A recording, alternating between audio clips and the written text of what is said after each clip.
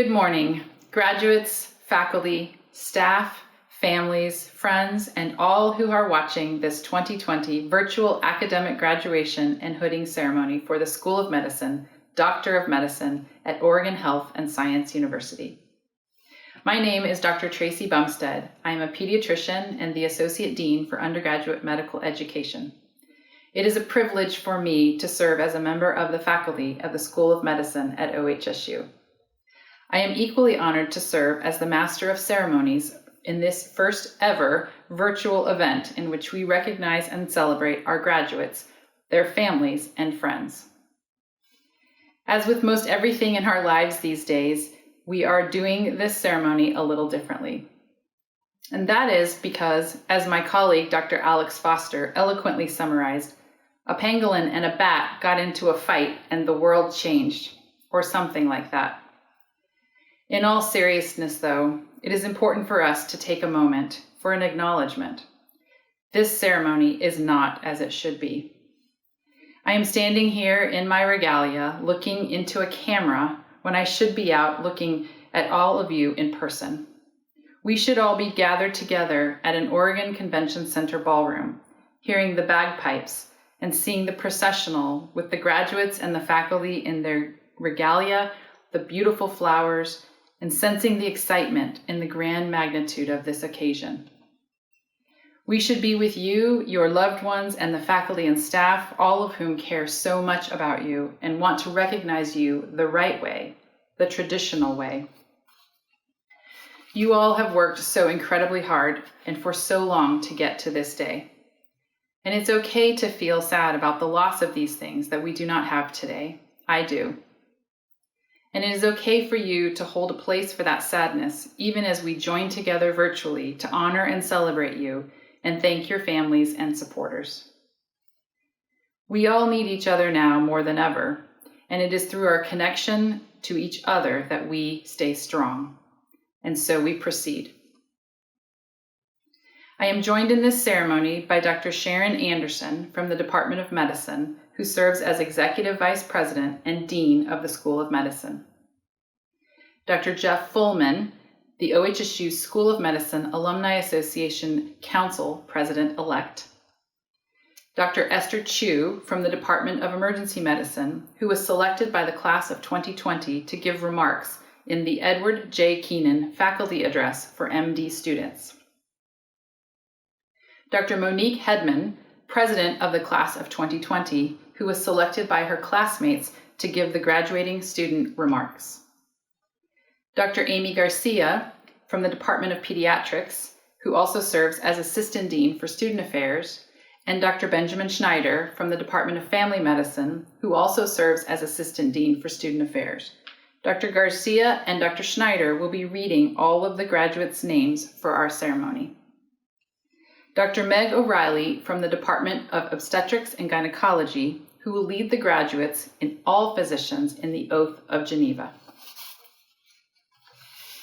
It is important to remind ourselves on occasions like this one that we remain indebted to individuals who have been there for us at the right time and with the right influence to create our defining moments. I would like to recognize all the parents, grandparents, aunts, uncles, spouses, children, other members of your families, significant others, friends, faculty, mentors, and staff who have contributed so much to your education and achievements. From all of us, thank you for what you have done to support our class of 2020. I would also like to thank all of the School of Medicine and university staff members who have made this virtual ceremony possible. In particular, I would like to recognize Ms. Erin Hoover Barnett, Director of Communications in the School of Medicine, and our colleagues in Educational Communications who have helped with the technical and audiovisual support needed to coordinate this ceremony. On these distinctive occasions, it is customary for the Dean of the School of Medicine to address the graduates and those present in the audience. Therefore, I am pleased to introduce Dr. Sharon Anderson, Executive Vice President of OHSU and Dean of the School of Medicine. Dr. Anderson is a nephrologist by training and served first as interim and then chair of the Department of Medicine, beginning in 2013. She has dedicated her career to patient care at OHSU and at the VA Portland healthcare system, including research into kidney disease and also teaching. She has won multiple faculty teaching awards and the Dean's Award for Exceptional Service, both in 2001 and again in 2014. Dr. Anderson received her medical degree from Louisiana State University Medical Center and came to OHSU for her residency in internal medicine. She went back east to complete her clinical nephrology training at the Beth Israel Deaconess Medical Center and her research training at the Brigham and Women's Hospital, Harvard Medical School. The natural beauty of Oregon and bountiful professional opportunities at OHSU drew her back in 1991 as a staff physician in the OHSU Division of Nephrology and Hypertension and in the nephrology section at the Portland VA. She quickly moved into leadership roles both at OHSU and the VA. As Dean, Dr. Anderson has joined university leaders in focusing on a welcoming, respectful, and inclusive climate at OHSU that supports the ability of all faculty, students, and staff to contribute their experiences and talents to the advancement of human health.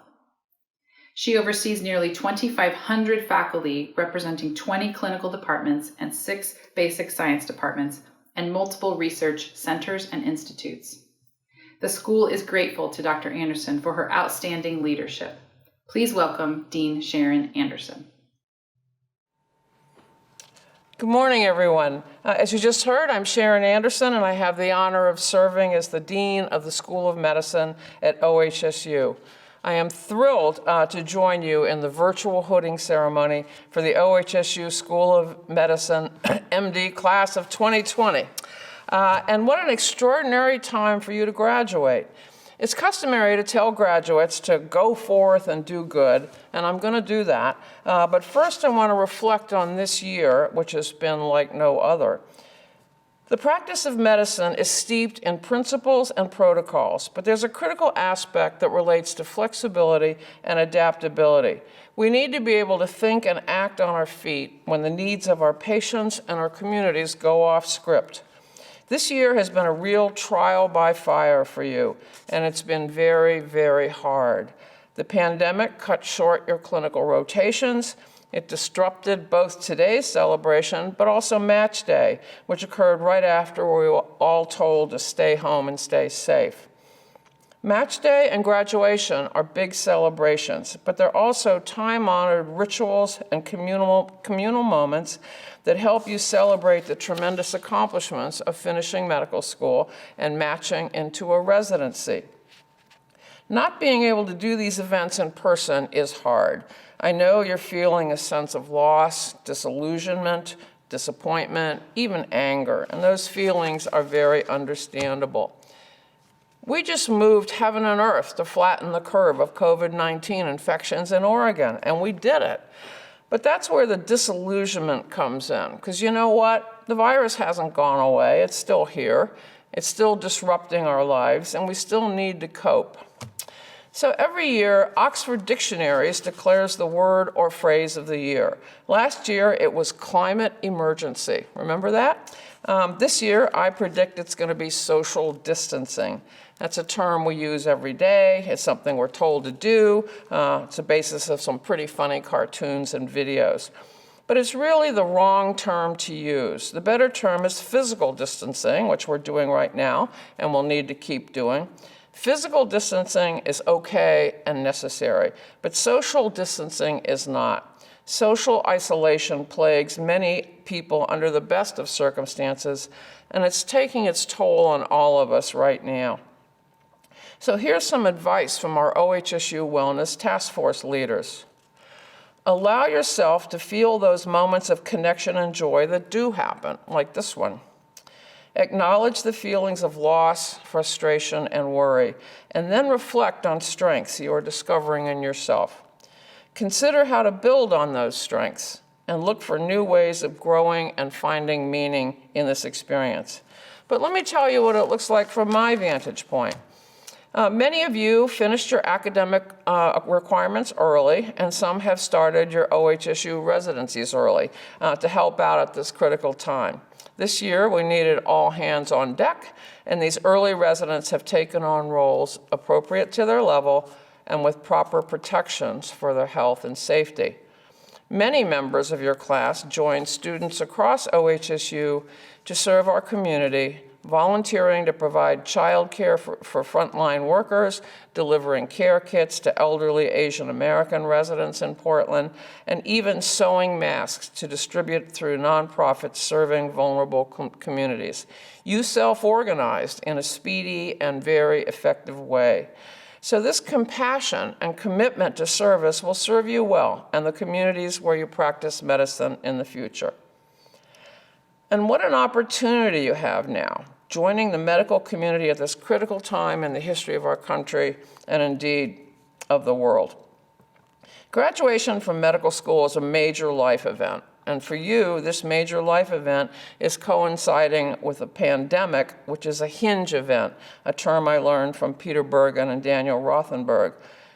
We will forever define life as before the coronavirus and after the coronavirus. Rahm Emanuel once famously counseled, "Never let a good crisis go to waste. It's an opportunity to do the things you once thought were impossible." In other words, for all the stress and suffering they bring, crises are also opportunities for reimagining and rebuilding our social order. We can remake the world after COVID, and you will be a part of that. No pressure. So think about some of the things this crisis has shown us. We need to pay attention to infectious diseases and emerging infections. In the year 1900, the top cause of death was pneumonia and influenza. With antibiotics and antivirals, those dropped to number 8, while non-communicable diseases such as heart disease and cancer took over the top spots. This list is going to reshuffle this year. We need more research and more vigilance to be able to combat the emerging infections, which will always be with us. We need to pay attention to how this pandemic has highlighted the persistent and unacceptable health disparities suffered by our communities of color. The number of COVID-19 cases per capita in the Navajo Nation exceeds that in New York City. Death rates for affected African Americans are more than double those of whites. And migrant communities in Oregon and other states have also been hard hit. The increased susceptibility in our communities of color is due in part to chronic health disparities, including an increased prevalence of non-communicable diseases like diabetes and heart disease. In addition to excessive mortality rates, members of those communities are more likely to have low-paying jobs, which are disproportionately being lost during this recession. While working, those jobs may be less amenable to physical distancing. Indeed, the ability to practice physical distancing is a privilege which is not shared by our entire population. And losing your job can mean losing health insurance. Now, I'd like to ask each of you to pause to think about the people we have lost, many of whom have been people on the front lines, including bus drivers, grocery store clerks, sanitation workers, healthcare workers, and others who are serving their communities.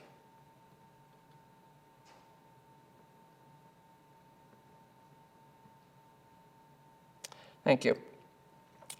It's time to say no more. We must recommit to fight for social justice. We must address the structural racism and inadequate access to health care faced by communities of color and that fuel the high levels of chronic conditions that make them so vulnerable. You are ready to make this difference. Members of your class have played leadership roles in the structural competency course, where students study the health impacts of racism, gender status, immigration status, and access to housing. You helped to found the Bridges Collaborative Care Clinic, which provides basic health services and primary care coordination for community members experiencing houselessness. And during this event, you rose to extraordinary heights of kindness, volunteering in all sorts of ways to serve our community, and particularly the underserved. There have been some surprising upsides of this global event, including remarkable improvements in air quality. Global emissions fell 17%, and citizens in Punjab were able to see the Himalaya mountains 100 miles away for the first time in a generation. Cities, including Portland, are using what we've learned to make our streets more navigable as physical distancing mandates changing how we travel. And healthcare has rapidly moved to adopt telemedicine, providing a safer and more efficient way to provide care to our more senior, rural, and vulnerable patients. So you're starting the next chapter of your career in a new world, and let's make it a better one. We will not let this crisis go to waste. As you start the next chapter, always remember that as medical professionals, we have a sacred duty to our patients and their families, to one another, and to our society. Remember to watch out for and take care of yourself and your colleagues, as well as your patients. And use your voices, advocate for what you believe in, and speak up for science, especially when the public debate gets confused. Your voices carry, use them. So today, I'm offering my congratulations and my gratitude. I and your faculty and staff are so proud of you and the ways that you have pulled together and persevered. And finally, a very special thank you to the families and loved ones who are watching today. May this moment be filled with pride, celebration, and excitement for all that is to come in your graduate's life. Congratulations, MD class of 2020. You did it! I would now like to introduce your alumni speaker, Dr. Jeff Fullman. Dr. Fullman received his MD from OHSU in 1980 and completed his internal medicine residency training here at OHSU in 1983. Recently retired from Legacy Meridian Park Medical Center, Dr. Fullman is a past president of the hospital's medical staff and is immediate past chair of the Legacy Health Board of Directors. He will serve as president-elect of the School of Medicine Alumni Council beginning July 2020 and as president from July 2021 through June 2022. Please join me in welcoming Dr. Fullman to give the alumni address. Good morning. I bring you greetings from the School of Medicine Alumni Association, and congratulations on your graduation and on this hooding ceremony. The hooding ceremony is a more intimate ceremony to acknowledge your accomplishments. It doesn't get much more intimate than this, does it? It's unfortunate that after 4 years of spending with your colleagues, your compatriots, that we have to have this virtual graduation. What we wouldn't give to be in the same room together, sharing this day, and even sharing an innocent elbow bump or fist bump. Being here with you today has caused me to reflect on my residency as you start yours. 40 years ago, when I was in my residency, we were faced with a new virus. It was universally fatal. It was causing opportunistic infections. We didn't have any definitive treatment. We only had supportive care. We had questions at the time as well about how infectious it was. How much were we at risk? Could we contract this disease? That turned out to be HIV, and the disease obviously was AIDS. There's some similarities to today. We have a new virus. We know what the virus is. Fortunately, it's not universally fatal, but still very contagious, very deadly, and we're faced with some of those same questions. We don't have any definitive treatment. We only have supportive care. What do we do to mitigate our risk in taking care of these patients? How do we take care of them well without compromising our health? It's a new world. None of us would have predicted this at the beginning of 2020. None of us would have predicted that we're in a virtual graduation when you received your match notification 2 months ago. I don't think this is the last new contagion you'll face in your career. The lessons we learned today, however, will help you in the future, help all of us in the future when that new disease arrives. As you start your residency, I once again reflect on mine. It was a wonderful experience for me. I look on it fondly.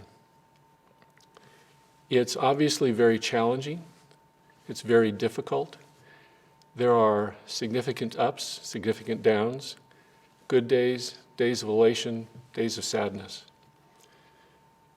During that time, however, you'll develop friendships and relationships that will last you a lifetime. You're going to learn a lot about yourself. You're going to learn a lot from your colleagues, from your mentors, and from your patients. You know this already, but I would encourage you to really listen to your patients. Your patients are going to tell you everything you need to know in order to help diagnose them and treat them. Your job is going to be coming up with the questions to get that information from them. We all know some patients aren't great historians, but if you can hone this skill over the next many decades, over the course of your career, I think you'll find it very rewarding and very satisfying. Diagnostic testing, doing physical exam, is obviously very important. But frequently, those things only confirm what you already learned from taking that history. So again, focus on those patients, listen to those patients, take time with them, and I think you'll be far ahead of the game. It reminds me of a quote from Sir William Osler, and that is, "Good physicians treat the disease, great physicians treat the patient with the disease." So congratulations from the School of Medicine Alumni Association. We're very proud of you. We're delighted to invite you or to accept you or to embrace you as colleagues and as alumni. And I want you to know that the Alumni Association is here to help you in any way we can in the future. So once again, congratulations on your day. Celebrate, enjoy it, and be safe. And now I'd like to introduce Dr. Esther Cho, Associate Professor of Emergency Medicine at OHSU School of Medicine, and a prominent advocate, social media commentator, and leader who is shaping the national conversation in such areas as the Me Too movement, the nature and impact of racism in medicine and health, and the critical need for adequate personal protective equipment for frontline healthcare workers. As just one recognition of her impact, Dr. Cho was chosen by the American Medical Association to join the likes of Dr. Anthony Fauci and 2 Surgeon Generals in a special national tribute on May 20th to the med school, the MD class of 2020. For today's hooding ceremony, Dr. Cho was chosen by the class to give the Edward J. Keenan Faculty Address. Thank you very much. Congratulations and be safe. Greetings to the class of 2020. My name is Esther Chu. I'm an associate professor in the Department of Emergency Medicine, and I'm so honored to celebrate here with you today.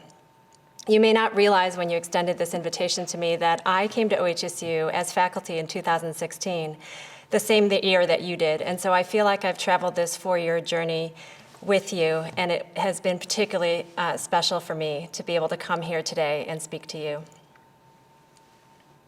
We all have specific expectations, don't we, for the defining moments in our lives, from birth to death. Ritual and ceremony, pomp and circumstance seem to mark these moments and grant them significance. Processes need a culmination. There's no single day that made you a physician, and yet the totality of day after day, night after night, test after test, lecture after lecture, and clinic and ward days, and evenings and nights somehow added up to you arriving here today, ready to be a physician. It's both a puzzle and a truth that no one day in your education really mattered, and yet all of them together, the sum total of them, did matter. And that's what we're recognizing with these moments. And these moments are truly special to us. a socially ingrained habit that is very difficult to let go of. My brother and his partner decided at one point not to get married. And I was completely cool with that. I just want to be clear. I adore her, and I started calling her my sister outlaw because she was truly a sister to me in every way, except for the ceremony and the piece of paper. And yet, when they changed their minds recently and announced that they were getting married, that they were going to have that celebration, I surprised myself by crying with joy. And it wasn't the legal aspects or the formalization, it was the chance to celebrate them and recognize their commitment to and their journey with each other. In the same way, I'm so happy to officially celebrate with you the commitment and tremendous journey that you have gone on to arrive where you are today. But it's an odd way to celebrate, isn't it? And what difference should that make? On the one hand, there's nothing special at all about graduating in a pandemic. No matter what, you have gone through the same educational process that we deemed the requirement to proceed along the path to becoming a physician. One celebration does not confer this degree or validate your accomplishments, and thus the loss of one in-person graduating ceremony does not take it away. You will move on with your careers just like the other 1 million physicians currently practicing in the US. While your medical school years provided a foundation of learning, your practice will be shaped mostly by the upcoming years of your residency, which will be a more intense learning period than any of the years that have come before. There's nothing about a digital ceremony in itself that takes away from your futures. On the other hand, graduating in a pandemic does signify something, doesn't it? You were graduating in the midst of a largely preventable public health tragedy, one that has stimulated a recession in a time when we have already seen the escalation of man-made natural disasters, the broadening of societal gaps that have deepened health inequities, and the critical absence of safety nets. As medical students embedded in clinics or perhaps in the emergency room with me, you saw the large people-sized cracks in our healthcare system. But now they can be seen by everyone. Major healthcare reform is on the table, and the pandemic will force us to look at the political and economic and societal drivers of our tremendously burdensome health system, and hopefully decide once and for all that the stress placed on everyday Americans so they can have access to basic healthcare is not acceptable. Perhaps your careers born in this pandemic will be a forever reminder of the recipe that created the crisis that led us to being indoors instead of out of doors, celebrating today. Because of COVID-19, you will understand, like no other generation, how poverty, unemployment, lack of health insurance, incarceration, and lack of stable housing are virtual death traps in times of crisis. You understand that inequities based on race and ethnicity are built into our current system, carved into it, and deepen when a system is under stress. I actually envy you this early understanding, because it took me a while to get there, and my work on these fronts is relegated to my shrinking remaining time in medicine. I hope you use your given time more wisely.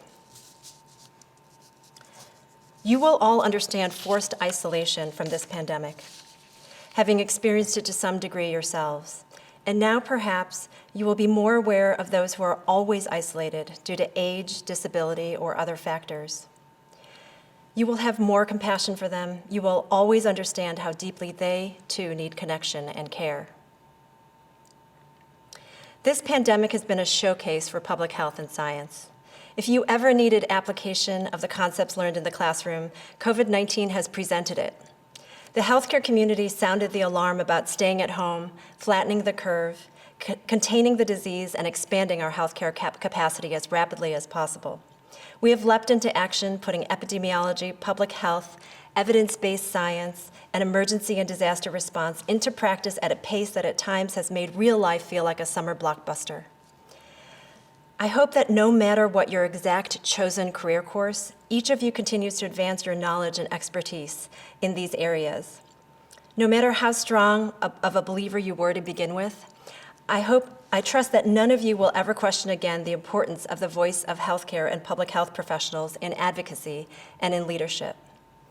Many of you now see the absolute necessity of entering public service, or at least of ardently supporting the candidacies of healthcare professionals running for office. so that we can lead in times of crisis, not simply follow with warnings and admonitions. In this time, we were driven to shift your education online, and we shifted much of our healthcare as well to technology-based platforms. I think we will never fully return to traditional care models, appreciating the reach and convenience afforded to our communities. I hope moving forward, we will stop hesitating about ways in which we can turn healthcare inside out and stop requiring patients to meet us in our places, on our schedule, and our terms. At the same time, we must also recognize how telehealth still leaves out many without access to what we consider basic technologies, and look for opportunities to further narrow that gap.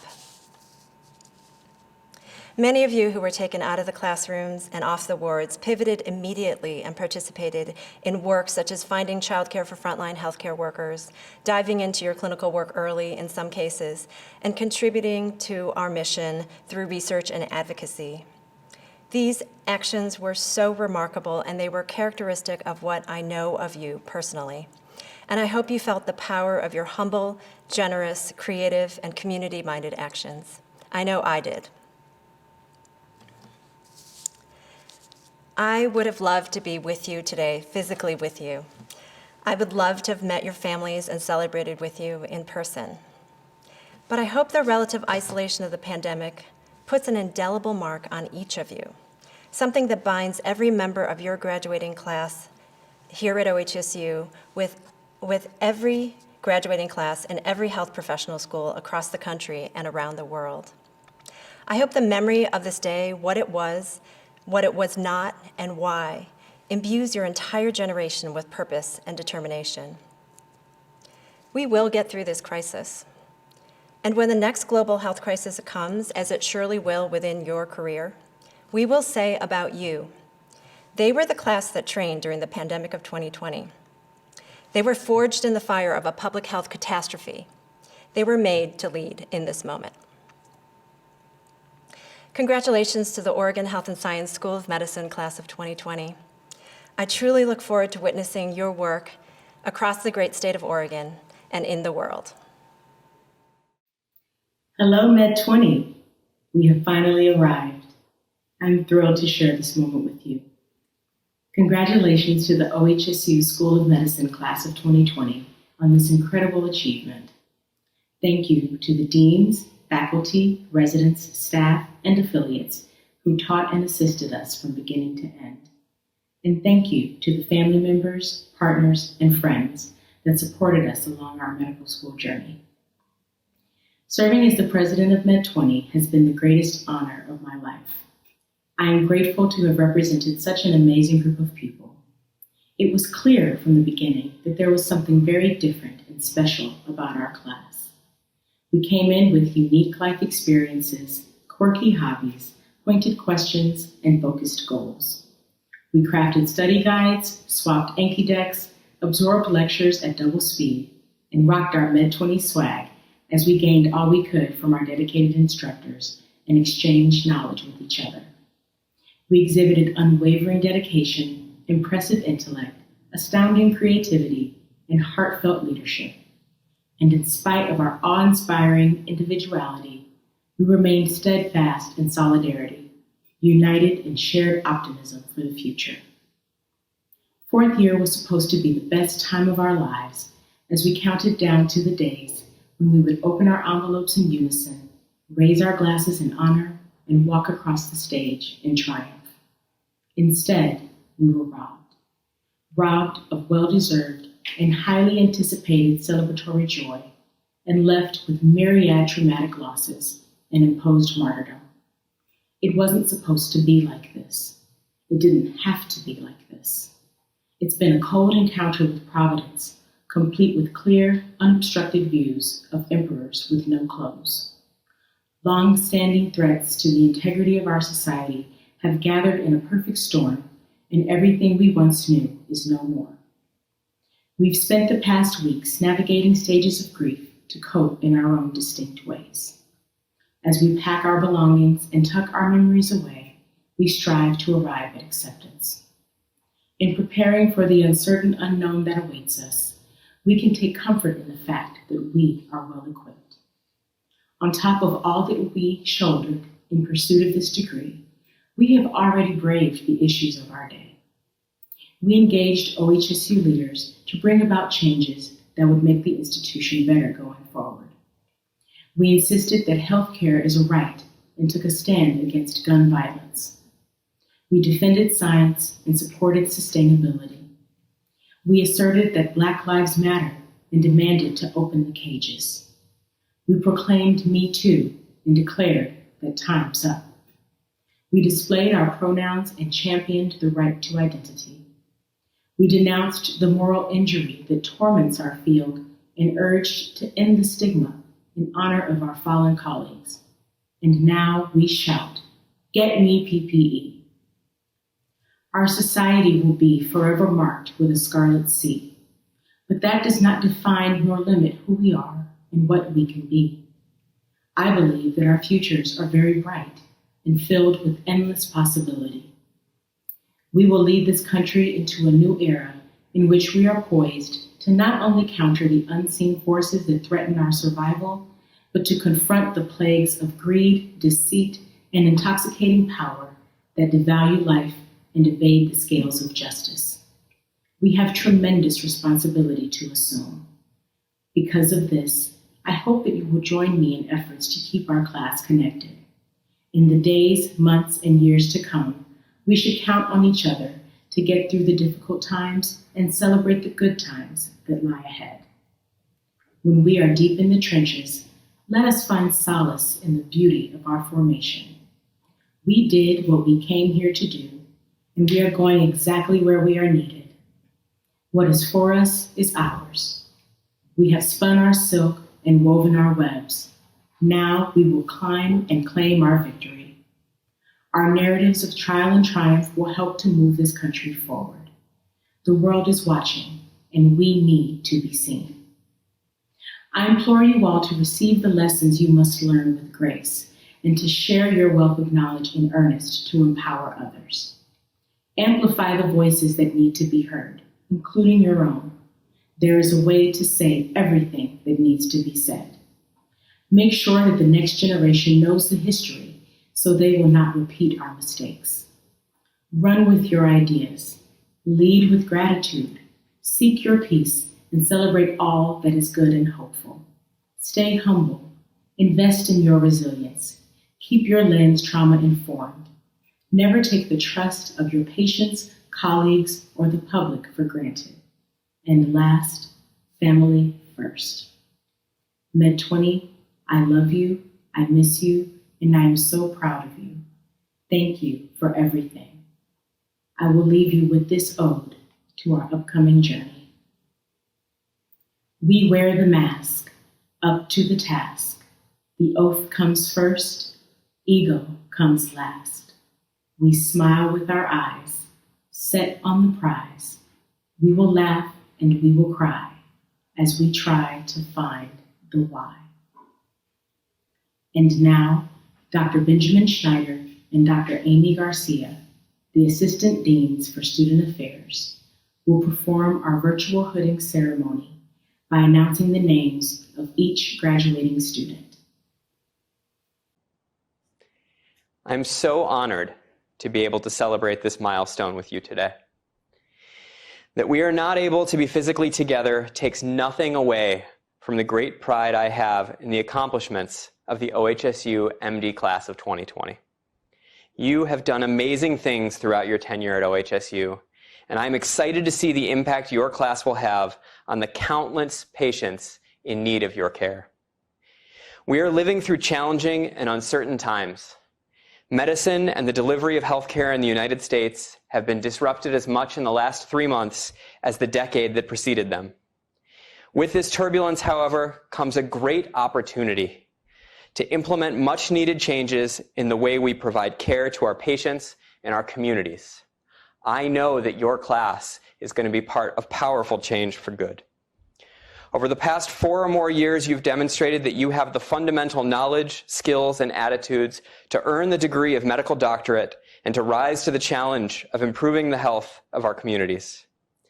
Today's ceremony marks the end of your journey as medical students and celebrates you, the class of 2020, as the newest members of the OHSU family of physicians. I'd like to take a moment to recognize the faculty members that you, the class of 2020, selected as your faculty marshals. This year, these faculty, quite frankly, got off easy. Normally, they would have had the task of ensuring that all 150 plus of our students line up and stay in alphabetical order as they are escorted through the convention center. This year, the class chose wisely in bestowing this honor upon Dr. Amy Garcia from the Department of Pediatrics and Dr. Peter Sullivan from the Department of Internal Medicine. Congratulations to each of you for this honor. It is well deserved. It is the responsibility of the faculty of the School of Medicine to assure that all requirements have been attained by our graduates.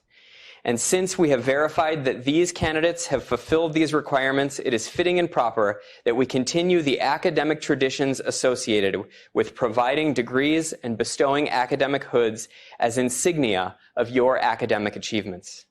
The faculty members selected by this year's graduating class for the honor of bestowing academic hoods will not be performing that function today. However, we would still like to acknowledge them. Dr. John Stull from the School of Public Health for the MD, MPH graduates. Dr. Peter Sullivan from the Department of Internal Medicine and Dr. Amy Garcia from the Department of Pediatrics. And Dr. David Jacoby from the Department of Internal Medicine for our MD, PhD students. Hello, class of 2020. Thank you so much for the recognition and honor to participate in your graduation in many different ways today, though some of them I can't physically do, and that definitely is pain. So I hope that we have taught you to doctor well in these uncertain times, and that you have learned that your leadership responsibilities include that of healer. I hope that you lead with an adept ear and compassion for all of your patients and hear all of their plights, not just about their disease, but about their social needs as well. I hope that you lead with your actions and help us to heal healthcare and society, and that you never lose your enthusiasm or question or the ability to question the status quo. Keep your passion, keep your heart open, not just to one another, but to your patients. I'm proud of you, and quite simply, I love you all. Now, please note that the degrees and academic hoods are bestowed in ascending order of academic rank. We will first award the degree of Doctor of Medicine, Master of Public Health, dual degree students, followed by the Doctor of Medicine students, and conclude with the Doctor of Medicine, Doctor of Philosophy, dual degree students. Now, will the candidates for the hoods of Doctor of Medicine and Master of Public Health please rise? This includes Dr. Kimberly Adair Bullard, Obstetrics and Gynecology, Oregon Health and Science University. Dr. Emily Catherine Clennon, Urology, Oregon Health and Science University. Dr. Paxton Galing, Neurological Surgery, Oregon Health and Science University. Dr. Karen Grinner, Obstetrics and Gynecology, Kaiser Permanente, San Francisco, California. Dr. Meredith Haig, Pediatrics, Oregon Health and Science University. Dr. Alyssa Hirsch, Obstetrics and Gynecology, Oregon Health and Science University. And Dr. Arthur Linehan, Pediatrics, Medical Genetics, University of Washington Affiliated Hospitals. Dean Anderson, I am pleased to present these MD, PhD students, having met all the academic requirements. They have been awarded their degrees, and our faculty have bestowed upon them the appropriate rights, honors, and opportunities for public service. Congratulations. And now we will introduce and hopefully the candidates for the hood of Doctor of Medicine. Please rise.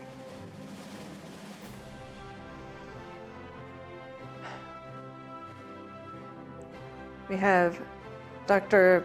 Pedro Marcelo Abdala, General Surgery, Gunderson Lutheran Medical Foundation in Wisconsin. Dr. Emily Egger, Emergency Medicine, University of Michigan Hospitals in Ann Arbor. Dr. Ibrahim Hersi Aineb, Internal Medicine, UCLA Medical Center, California. Dr. Juliette Marie Allah, Interventional Radiology, University of San Diego Medical Center, California. Dr. Mason Allen, Psychiatry, Olive View, UCLA Medical Center, California. Dr. Marcus Anthony, Medicine, NYU Grossman School of Medicine in New York.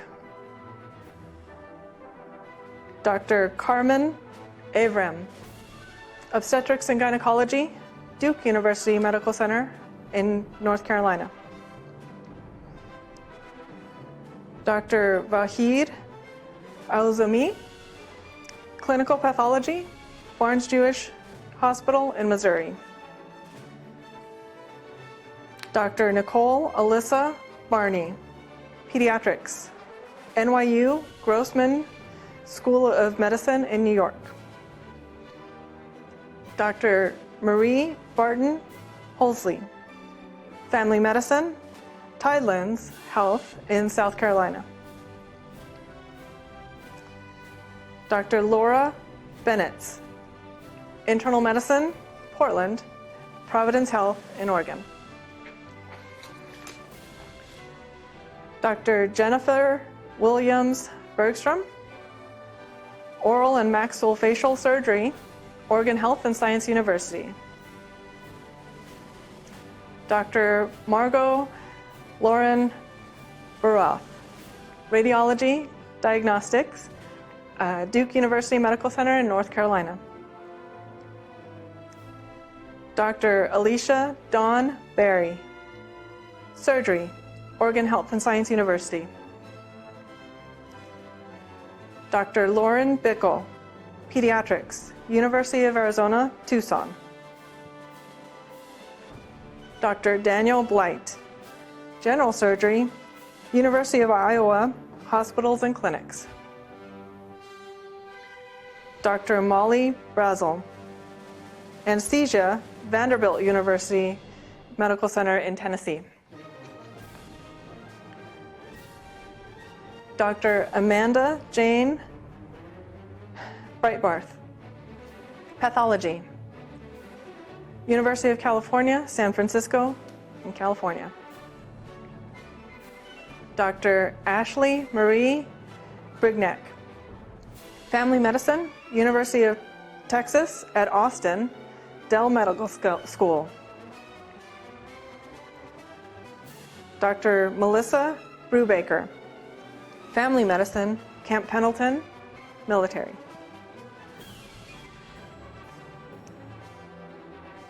Dr. Irvin Jovanovich Buvich,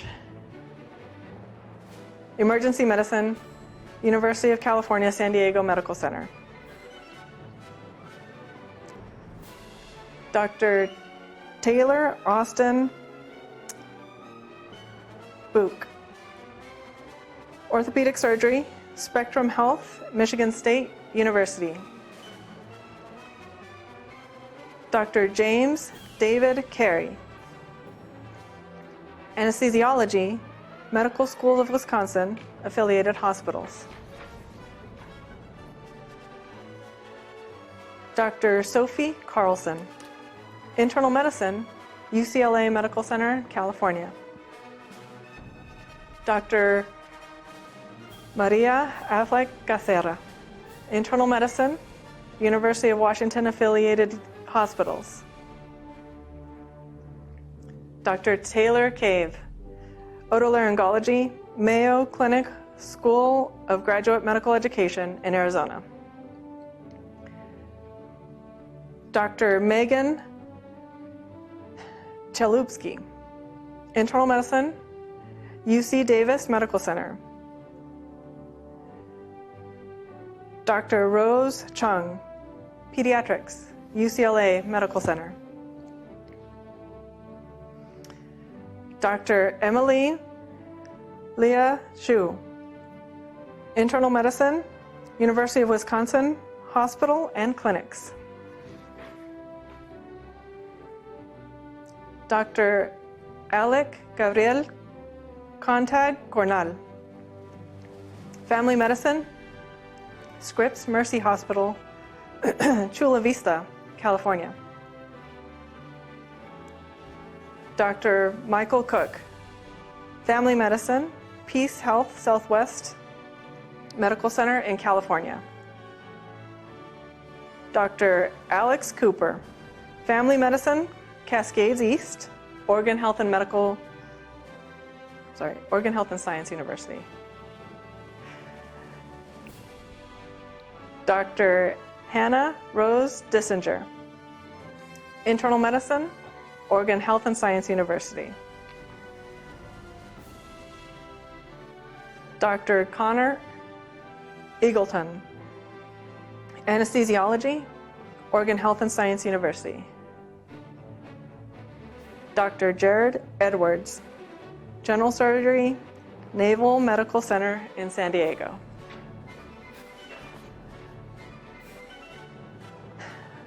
Dr. Rebecca Empey, general surgery, University of Utah Health. Dr. Jasper Erickson, radiology, diagnostic at Oregon Health and Science University. Dr. Siri Christine Eckerson, family medicine, Via Christi, University of Kansas School of Medicine in Wichita. Dr. Emma Ray Felsing, family medicine and OB, UC Davis Medical Center in California. Dr. Armand Sierra Furar, family medicine, Cascades East, Oregon Health and Science University. Dr. Zoe Charlotte Frank, obstetrics and gynecology, Maricopa Integrated Creighton University affiliated hospitals in Arizona.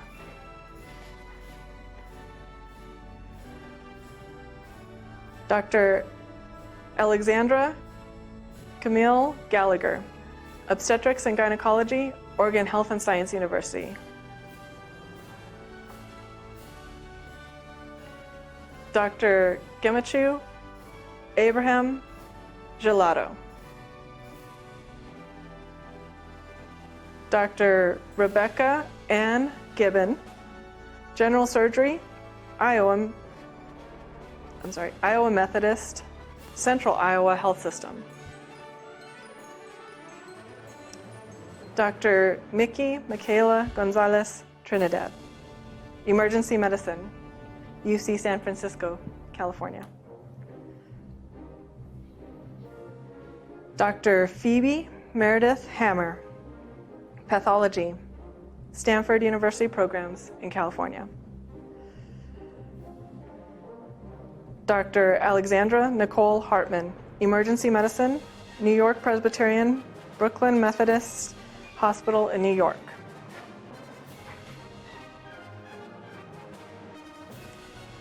Dr. Jacob Hartung, pediatrics, UC San Diego Medical Center in California.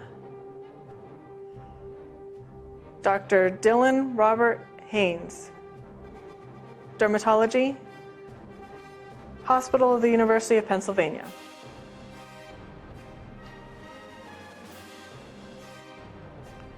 Dr. Monique Hedman Maxey, Family Medicine, Harbor UCLA Medical Center in California. Dr. Alexandra Hernandez, General Surgery and Research, University of Washington Affiliated Hospitals.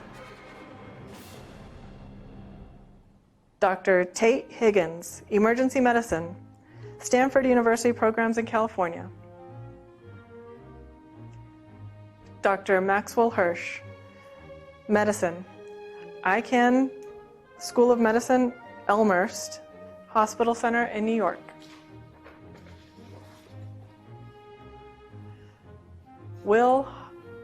Dr. Will Hockett, Emergency Medicine, Stony Brook Teaching Hospitals in New York. Dr. Kara Hoffman, Pediatrics, Duke University Medical Center, North Carolina. Dr. Cassidy Allison Hunn, Pediatrics, University of Minnesota Medical School. Dr. Jeffrey Mark Heiser, Otolaryngology, Oregon Health and Science University. Dr. Samantha Ng, Medicine, Alameda Health Systems and Highland Hospital in California. Dr. Carolyn Fraser Jolly, Family Medicine Rule, Swedish Medical Center in Washington.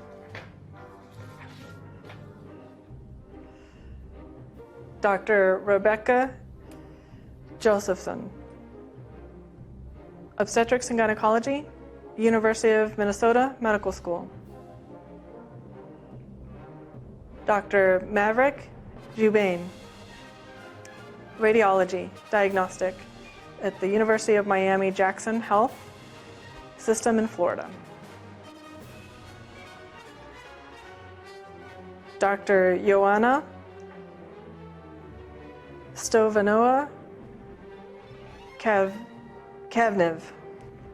Sorry about that, Joanna. Family Medicine, Peace Health Southwest Medical Center in Washington.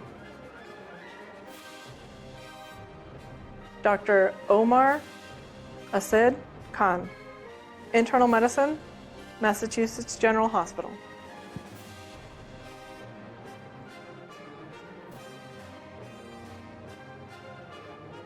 Dr. Rujaha Ruth Kosawana, Internal Medicine, Gainesville University of Florida, COM Shands Hospital. And Dr. Arpine Kudanya, Internal Medicine, Huntington Memorial Hospital in California. Dr. Schneider.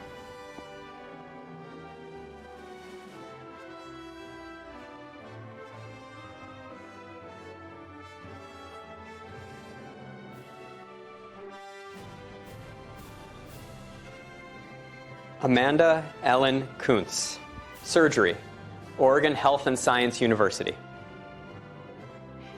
Dr. Yulia Kotliar, Family Medicine, Peace Health Southwest Medical Center, Washington.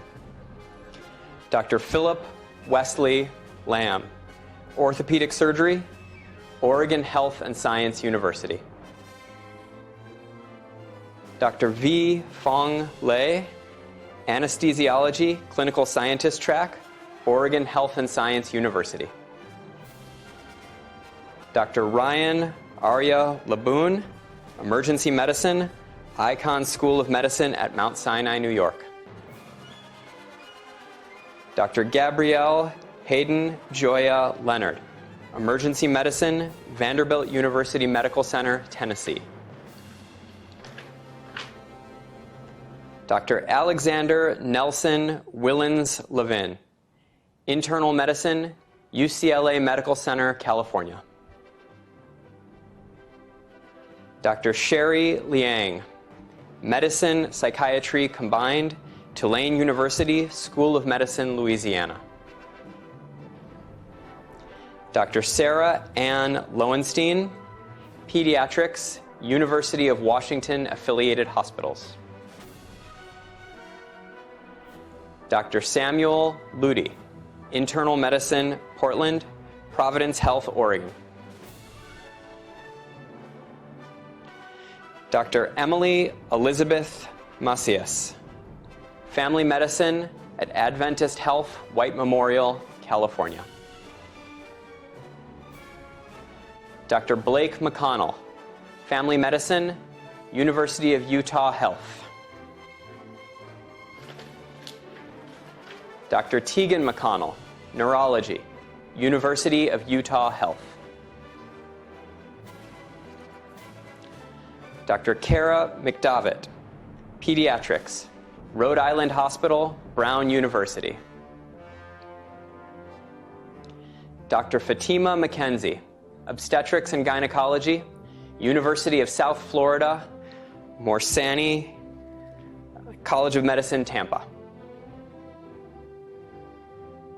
Dr. Isla McCarrow Johnson, Internal Medicine, Mayo Clinic School of Graduate Medical Education in Minnesota. Dr. Megan Meredith McKittrick, Pediatrics, UCLA Medical Center, California.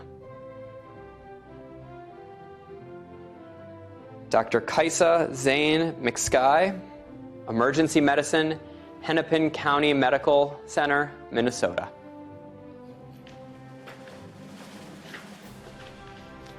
Dr. Zach Michael, Psychiatry, Louisiana School of Medicine, New Orleans. Dr. Jacob Makula, Orthopedic Surgery, Johns Hopkins University, Maryland. Maria Pia Molina Sefcik, Internal Medicine, UC Davis Medical Center, California. Aaliyah Mowry, Otolaryngology, Johns Hopkins University, Maryland. Kathleen Renee Murphy, Dr. Kathleen Renee Murphy, and sorry to anyone else that I missed the doctor on, Internal Medicine, Massachusetts General Hospital. Dr. Sasha Karan Narayan, Surgery, Oregon Health and Science University.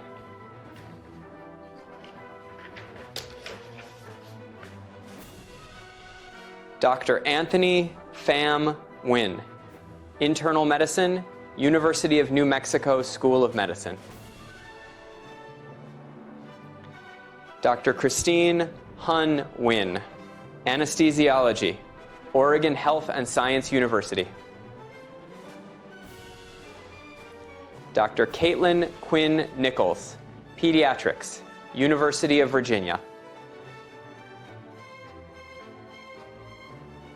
Dr. Mary Nicole Nino Birch, Obstetrics and Gynecology, University of Illinois College of Medicine, Chicago. Dr. Alexandra Mariah Ninneman, Family Medicine, University of New Mexico School of Medicine.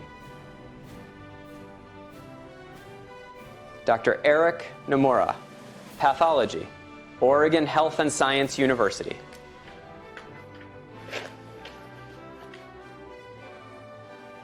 Dr. Sonia Ogienovich, Emergency Medicine, Detroit Medical Center, Wayne State University.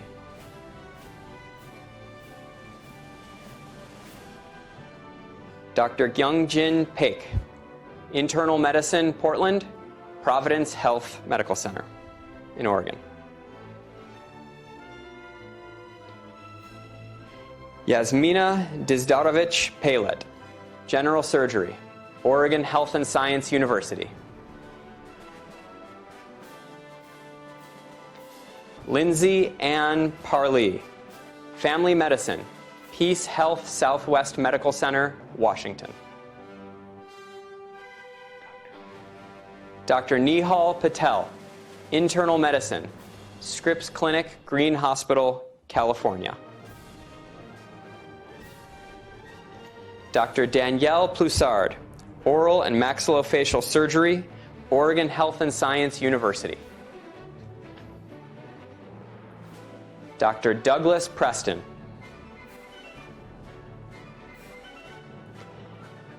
Dr. Banu Ramachandran, Internal Medicine, St. Vincent's Providence Health System, Oregon.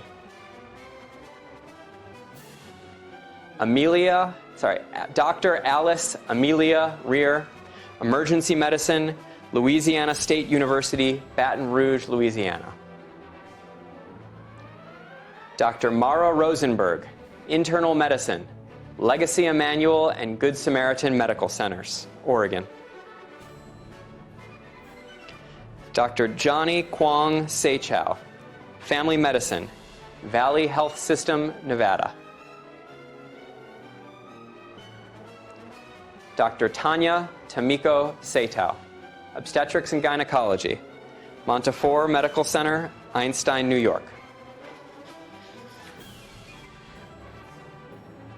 Dr. Fernando Salcido Torres, Internal Medicine, University of Southern California.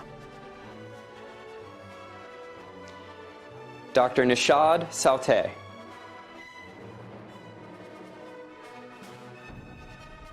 Dr. David Randall Schaefer, Anesthesiology, Oregon Health and Science University. Dr. Marta Schenk, Family Medicine, University of Utah Health. Dr. Ashley Schnapp, Emergency Medicine, Oregon Health and Science University.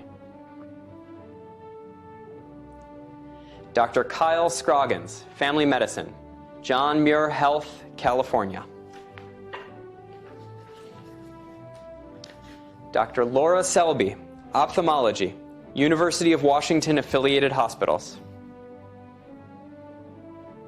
Dr. Lauren Servino, Obstetrics and Gynecology, Wake Forest Baptist Medical Center, North Carolina. Tegan Settlemeyer, Emergency Medicine, Advocate Health Center, Healthcare, Illinois. Dr. Shayna Slight, Emergency Medicine, Riverside Community Hospital, California. Dr. Ashley Stating, General Surgery, Arrowhead Regional Medical Center, California. Dr. Patrick Stauffer, Internal Medicine, Oregon Health and Science University.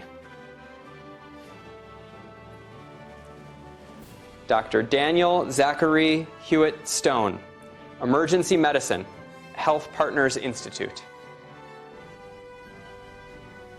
Dr. Lucas Stone, General Surgery, University of North Carolina Hospitals.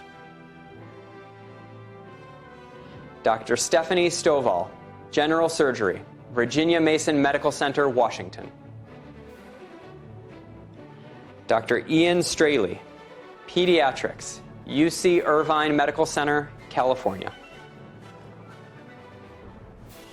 Dr. Paige Sutherland, Psychiatry, University of California, San Diego Medical Center. Dr. Susanna Tirza Swan, Pediatrics, University of Connecticut School of Medicine.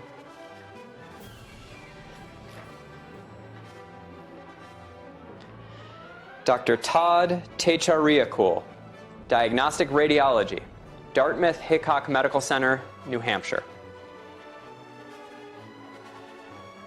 Zoe Elizabeth Teton, Neurological Surgery, UCLA Medical Center, California. Kristen Elizabeth Trone, Dr. Kristen Elizabeth Trone, General Surgery, Oregon Health and Sciences University. Dr. Victoria Trump Red, Psychiatry, Dartmouth Hickok Medical Center, New Hampshire.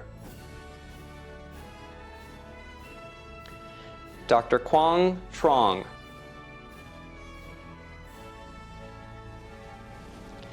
Dr. Jennifer Tsai, Family Medicine, John Muir Health Center.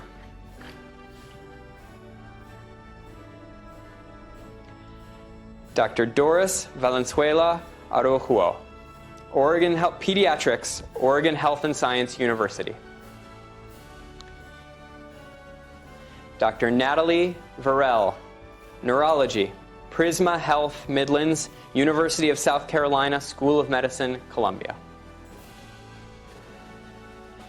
Dr. Ryan Samuel Waters, Emergency Medicine, University of Arkansas College of Medicine in Little Rock. Dr. Abigail Claire Yoder Wills.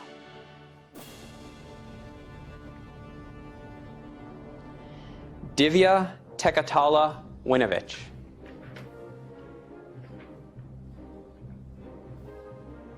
Jacob Witt, Diagnostic Radiology, Sunrise Health Graduate Medical Education Consortium in Nevada.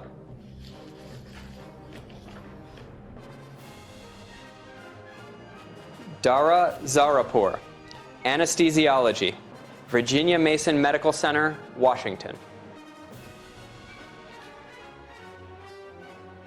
Clarice Zoe, Obstetrics and Gynecology, Pennsylvania Hospital. Dean Anderson, I am pleased to present these MD students. Having met all academic requirements, they have been awarded their degrees, and our faculty have bestowed upon them the appropriate rights, honors, and opportunities for public service. Congratulations. Will the candidates for Doctor of Medicine and Doctor of Philosophy please rise?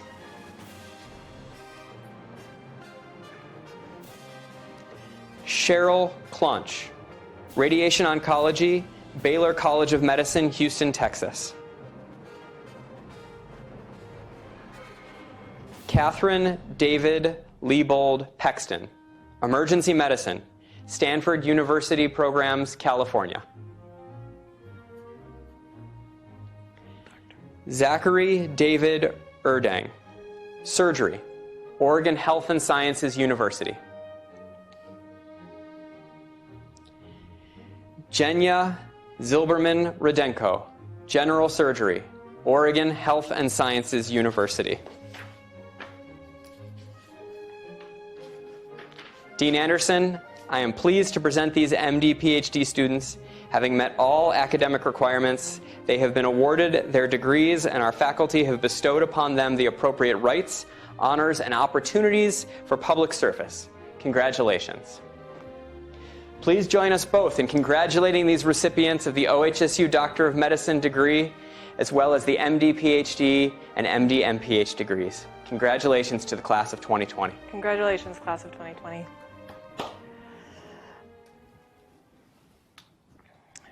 I would now like to introduce Dr. Meg O'Reilly, who has been selected by the class of 2020 to lead in the recitation of the Oath of Geneva.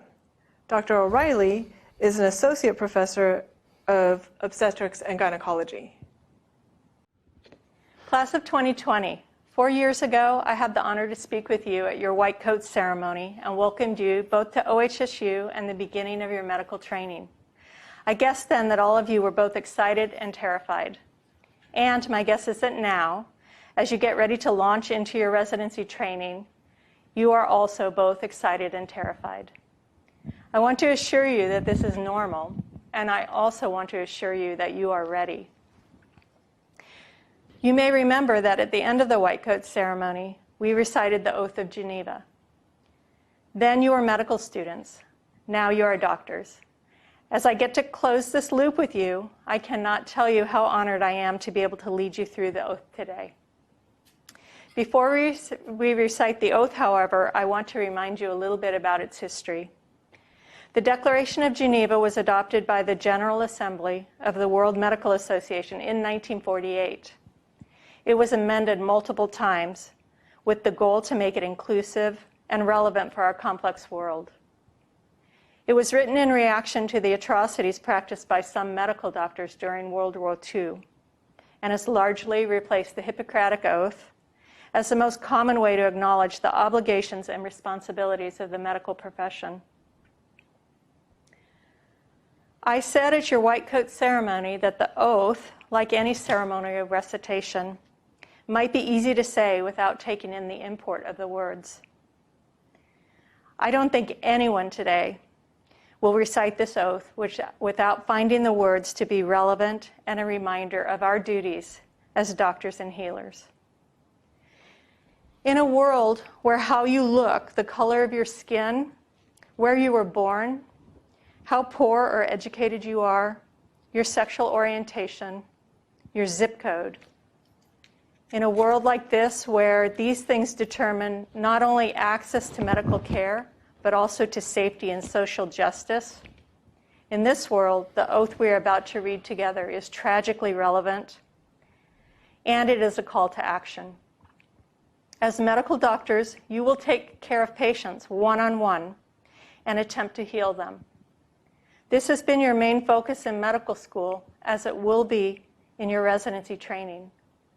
As physicians, we know that aid should be rushed to anyone who states, "I can't breathe."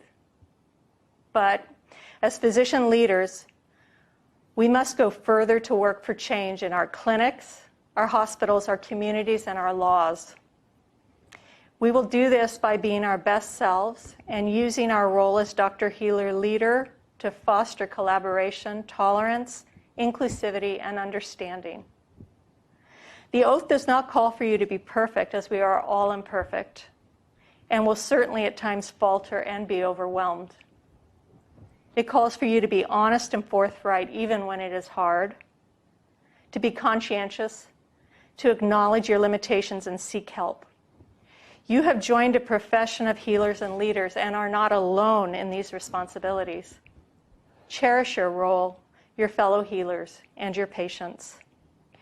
Class of 2020, I am so very proud of each of you and what you have accomplished. I can't even imagine the good you will do in your futures. Before we move on to the oath, I'd like to introduce Dr. Don Spite, Associate Professor in the Department of Surgery, and Dr. Anthony Chang, Assistant Professor in Family Medicine. They both hold the role of diversity navigators in the MD program, and they will make some additional statements to the class. Thank you, Dr. O'Reilly. Greetings and congratulations to the class of 2020. I stand before you on this joyous day, somber in the darkened sky. In August of 2019, data published in the Proceedings of the National Academy of Science showed that 1 in 1,000 black men in America will die at the hands of the police. We all know that police brutality is a manifestation of structural racism in this country. It was a public health emergency in 1920, as it is in 2020. It will not change until we all stand together and demand that it end. As you leave this place to begin your journey, commit to leaning in. I implore you, do something, class of 2020. Do something to rewrite this horrible narrative that has played out over and over for generations. Be the difference to end equality so that I can teach my son in the past tense about a world where the color of his skin would not define his rate of mortality. When the fires stop burning and the spotlights move on, under this white coat, I remain a black man in America. I am no different than the people you see on TV that are tired, suffering, and outraged. I am your faculty. I am your mentor. I am your colleague. I am your neighbor. I am your friend. I am Oscar Grant. I am Freddie Gray. I am Philando Castile. I am Alton Sterling. I am Walter Scott. I am Tamir Rice. I am Michael Brown. I am Eric Garner. I am Botham Jean. I am Ahmaud Arbery. I am George Floyd. Do something, class of 2020. I implore you. Silence is no longer an option. Thank you, Don. Harper Lee wrote in To Kill a Mockingbird, "People generally see what they look for and hear what they listen for." In a moment, we will join together to recite the Oath of Geneva and we will say together, I solemnly pledge to dedicate my life to the service of humanity. I have faith that each of you will appreciate the weight of these words.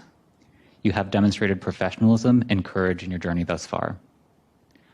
Today, we're asking that you think beyond the walls of the exam room and hold in your mind George Floyd, Ahmaud Arbery, Vincent Chin, Matthew Shepard, Tony McDade, Selena Not Afraid, and countless other lives who have been stolen from us. The world is literally begging you to think about our shared humanity. Dismantle the systems of oppression like racism, sexism, trans, and homophobia. Listen to those voices that are silenced. Learn, grow, build new systems of equity and opportunity. America is defined by a vision of harmony, self-determination, and prosperity.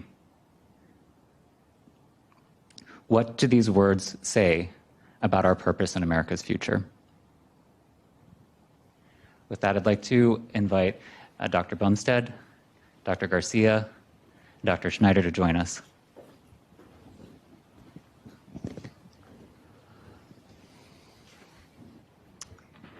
Now, will all medical students, faculty, and physicians please stand together, if you will, and recite the Oath of Geneva. As a member of the medical profession, I solemnly pledge to dedicate my life to the service of humanity. The health and well-being of my patient will be my first consideration. I will respect the autonomy and dignity of my patient. I will maintain the utmost respect for human life. I will not permit considerations of age, disease, or disability, creed, ethnic origin, gender, nationality, political affiliation, race, sexual orientation, social standing, or any other factor to intervene between my duty and my patient. I will respect the secrets that are confided in me, even after the patient has died. I will practice my profession with conscience and dignity and in accordance with good medical practice. I will foster the honor and noble traditions of the medical profession. I will give to my teachers, colleagues, and students the respect and gratitude that is their due. I will share my medical knowledge for the benefit of the patient and the advancement of healthcare. I will attend to my own health, well-being, and abilities in order to provide care of the highest standard. I will not use my medical knowledge to violate human rights and civil liberties, even under threat. I make these promises solemnly, freely, and upon my honor. Now, as we approach the end of this important celebration and hooding ceremony, I have the distinct honor of providing the closing remarks to the graduates. And I will be honest, this is a difficult task for me. What our world and our country is going through is so dark, so painful, senseless, and brutal. And yet, it is this moment that we are also celebrating your accomplishments and sending you into the world to do the work our society so desperately needs. There isn't a book with a chapter entitled, How to Give Closing Comments at a Medical School Hooding and Graduation Ceremony When a Global Pandemic, Police Brutality, Racism, and Long-Standing Inequity is All Around You. And so I will proceed as best I can to honor and celebrate you as we near the end of this ceremony. Graduates, I'd like you to think back on your very first day of medical school, at our very first meeting, the first hour of orientation in August of 2016. In that first session, aptly entitled Beginnings, I spoke to you about remembering to breathe. Really stopping and taking a deep breath when life and work and all the attendant stressors are present. Also during that hour, I talked to you about your job in medical school. The first was to learn a lot. Also to engage, observe carefully, ask questions, be curious, attend to your self-care. I showed you a picture of a flask that had different color liquid being poured into it, and I predicted that this process, going through and completing medical school, would change you forever. And on that very first day, I also anticipated that your classmates would become your friends, and later your colleagues. I showed you the 3 pixelated Mona Lisa pictures, each with increasing clarity. And I assured you that even though at any given time there may not be certainty or clarity about your path forward, that by always being diligent, conscientious, knowing your limits, and by extension, knowing when to ask for help, being open to feedback, and realizing that what we and you know today may be outdated or wrong in the future. By being flexible all along the way, I tried to assure you that by taking this kind of approach, you are very likely to gain clarity and to reach your intended outcome. I also asked you to complete an exercise on the index card because it is important to pause and take note on important transition days in your life. On one side of the card, I asked you to write 3 things about how you were feeling on the first day of medical school. On the other side, I asked you to write 3 words to answer the prompt. When you are walking across that graduation stage less than 4 short years from now with your MD in hand, who do you want to be as a person? What qualities do you want to possess? What 3 words describe how you envision yourself of the future? Well, here we are at graduation. You're not walking across a stage, but you are indeed now physicians with your MD in hand. As you look back at the last 4 years and think about the long, difficult journey you've taken, all that you've learned and been witness to, life stories you've heard from patients, and teachings from all your attendings, other instructors, and administrators, no matter what you wrote on your card at the beginning of medical school, I am sincere in my wish that as you leave medical school and begin a new chapter of your journey, that you all have gained the clarity necessary to fulfill your passions in life and continue to develop into the physicians you want to be. And as I said 4 years ago, visualizing the future means you must start with the end in mind. And so today, a day of another major transition in your life from medical student to physician, I invite you to complete the exercise again and think about and then write down to commit what 3 words describe how you envision yourself of the future. Then hang on to the card and look at it at your next transition, taking time to reflect, learn, and grow. I also want to take a moment and express my gratitude to you, Med 20, the 3rd class to enter our completely transformed medical school curriculum, your MD. By choosing OHSU when you did, you took a leap of faith, and for that, I thank you. Thank you for taking risks with us, for pushing us all to improve, for being patient with us as we learned together, and for all the suggestions, for believing us when we say, trust us, it's all going to work out okay. Thank you for helping us improve at every step of the way. Thank you for celebrating wellness and for promoting leaders, diversity, inclusion, and structural competency. We've seen how you have repeatedly helped each other as a class, and these habits will serve you well as you embark on the next stages of your journey. Your MD was built on the premise that we could do better, integrated, spiraled, customized, and competency-based, with a laser focus on continual improvement. Our goal is to create change agents and physician leaders who are accustomed, habituated, expect, and rely on change to improve. In our current, crazy, mixed-up, COVID, disparity, injustice, and violence-filled world, now more than ever, you must do your part to improve the human condition and help solve society's greatest problems. We now want you to enter the next phase of your education as ninja problem solvers, ambassadors for innovation, and improvement specialists. These characteristics and skill sets are desperately needed today more than ever. You are going to see a world of amazing cures, futuristic technological advances, strong patient-provider relationships, but also painful patient stories, health inequities, waste, and health professional burnout. We continue to want you to learn, stay curious, and persevere, and see the forest through the trees, and take another leap, this time out of the Your MD nest and into your residencies filled with hope, compassion, and strength.